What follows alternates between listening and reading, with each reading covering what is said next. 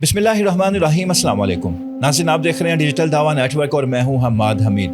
नाज़रीन, गुज़श्ता रोज़ कत्ल होने वाली टिक टॉकर सना यूसुफ के बारे में अगर मैं ये अल्फाज कहूँ कि वक्त करता है परवरिश बरसों, हादसा एकदम नहीं होता, तो ये गलत नहीं है, क्योंकि इस कत्ल के पीछे पूरी एक कहानी है। वो जो गुज़श्ता रोज से इस कत्ल को गैरत का नाम दिया गया कि ये लड़की गैरत के नाम पर कत्ल कर दी गई और पूरे समाज को, पूरे माशरे को इसका ब्लेम दिया गया। मौलवी को, इस्लाम को खसूसी तौर पर टारगेट किया गया कि ये मौलवियों का फैलाया हुआ ये दीन है कि आज एक और टिक टॉकर 17 साल लड़की सना यूसुफ, उसको कत्ल कर दिया गया। ये तुम्हारा दीन है, तुम्हारी फैलाई हुई ये शरीयत है कि जिसकी भीड़ आज एक और लड़की चढ़ गई। ये गुज़श्ता रोज से ये मौलवियों को, इस्लाम को, ये लिबरल जो थे उस टारगेट करते रहे। मगर आज आईजी इस्लामाबाद ने जब वाक़या की तफसीलात बताई तो पता चला कि ये गैरत के नाम पर कत्ल नहीं था,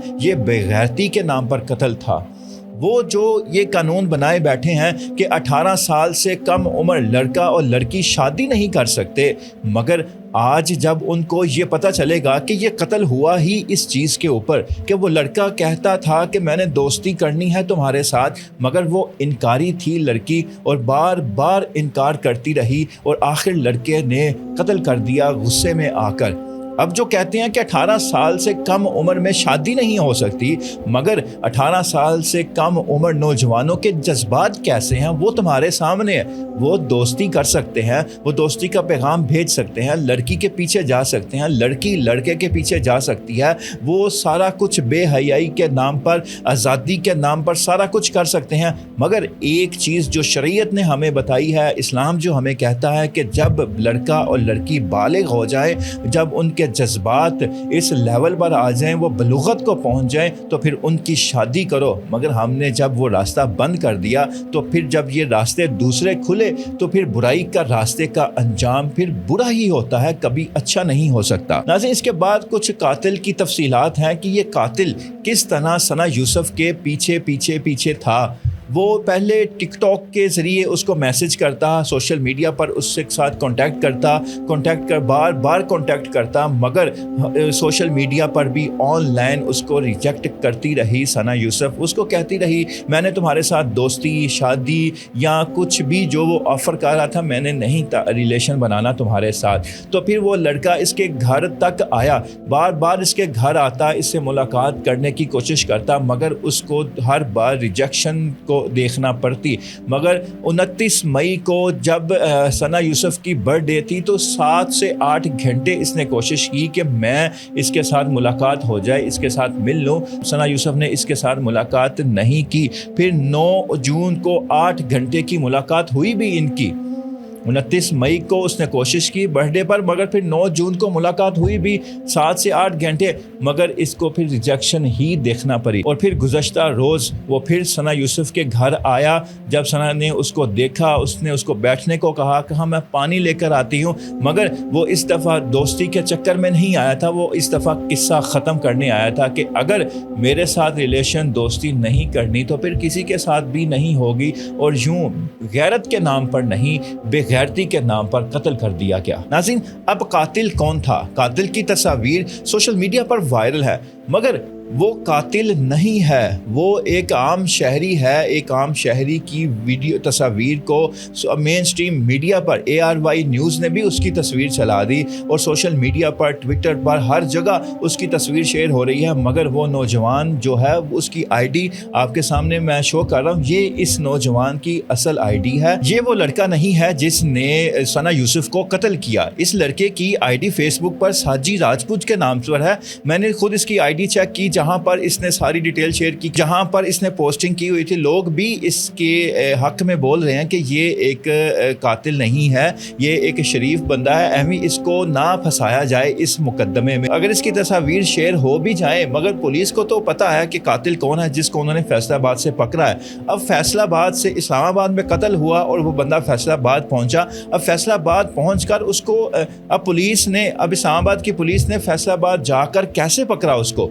अब इस جس میں انہوں نے کہا کہ ہم نے سب سے پہلے یہ چیز ٹریس کرنا چاہی کہ اس لڑکی کا موبائل فون پکڑا جائے، لیا جائے کہ وہ کہاں پر ہے. تو انہوں نے کہا کہ جائے وقوع سے اس کا موبائل ہمیں نہیں ملا، کیونکہ جو قاتل تھا، جو یہ لڑکا تھا عمر، یہ موبائل کو اپنے ساتھ ہی لے گیا تھا تاکہ تحقیقات نہ ہو سکیں، کارروائی نہ ہو سکے اور یہ بچ جائے.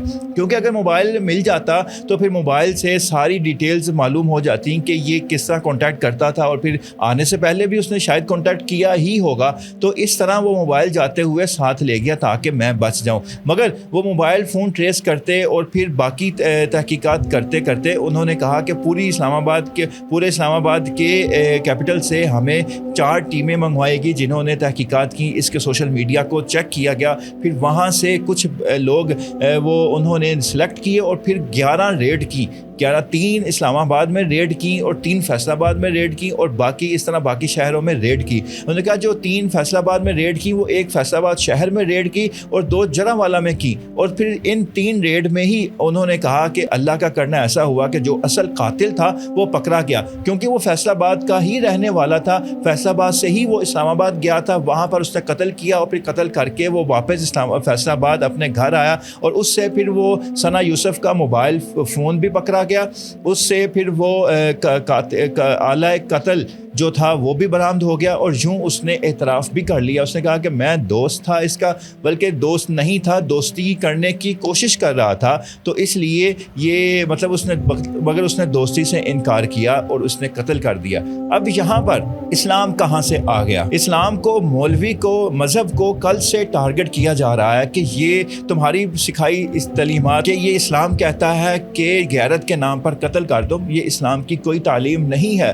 اسلام نے تو اجازت دی کہ بھائی خود ہی عدالت لگاؤ، خود ہی فیصلہ کرو اور خود ہی قتل کرو. کوئی بھی واقعہ ہو جائے، کوئی بھی کوئی جرم ہوتا ہے تو اس کے خلاف عدالت جانا ہے. عدالت پھر جو فیصلہ کرے گی تو پھر اس کے اوپر عمل کرنا پڑے گا. مگر یہاں پر اسلام کا قصور نہیں ہے، یہاں پر انصاف کا قصور ہے کہ جب عدالتوں سے انصاف نہیں ملے گا، جب عدالتوں سے میں جانتے ہوئے لوگ ڈریں گے کہ ہمارے تو جائیدادیں بھی بک جائیں گی اس مقدمے کی پیروی کرتے ہوئے اور پھر بھی فیصلہ نہیں آئے گا، تو پھر لوگ خود اپنی عدالتیں لگا لیتے ہیں اور یوں عدالتوں سے جب انصاف نہیں ملتا تو پھر ایسے واقعات رونما ہوتے ہیں. اور دوسرا، قتل کے جرم کی سزائیں تو موجود ہیں، وہاں پر زنا کی ایسی سزائیں موجود ہیں کہ جن کو یہ لبرل ہی وحشیانہ قرار دیتے ہیں. اگر وہ زنا کی سزائیں پاکستان میں دینا شروع کر دی جائیں تو پھر میں دیکھتا ہوں کہ کون کے ایسے واقعات کب رونما ہوتے ہیں کہ جب یہاں پر انصاف ہو، جہاں پر آپ کو انصاف ملتا ہو، معاشرہ اسلامی ہو، اسلام کے قوانین رائج ہوں، تو پھر اسلامی قوانین کے مطابق سزائیں ملتی ہوں تو پھر امن کا گہوارہ وہ معاشرہ بنتا ہے. اب بھی وقت ہے کہ ہم اس معاشرے کو امن کا گہوارہ بنائیں، ٹک ٹاک جیسی لعنت سے ہم چھٹکارا پائیں. آج ہر گھر میں ٹک ٹاک جیسی لعنت پہنچ چکی ہے اور یہی موجود ہے کہ اس معاشرے میں آدھے سے زیادہ گند وہ ٹک ٹاک کی وجہ سے ہے. ٹک ٹاک کی وجہ سے ہے. ویڈیوز لیک ہوتی ہیں ٹک ٹاکرز کی، قتل ہوتے ہیں تو ٹک ٹاکرز کے، کوئی لڑائی جھگڑے فساد ہوتے ہیں ٹک ٹاک پر. ساری رات لڑکیاں لڑکے لائیو بیٹھے رہتے ہیں اور جو شیئر سینڈ کر رہے ہوتے ہیں لڑکیوں کو لاکھوں کے جو ڈالرز ان کو دیے جاتے ہیں تو کیا مفت میں دیے جاتے ہیں، وہ سود سمیت واپس بھی لیتے ہیں. اور پھر جب واپسی ہوتی ہے تو پھر انجام یہ ہوتا ہے جو کل گزشتہ روز ہوا ہے. اللہ حافظ.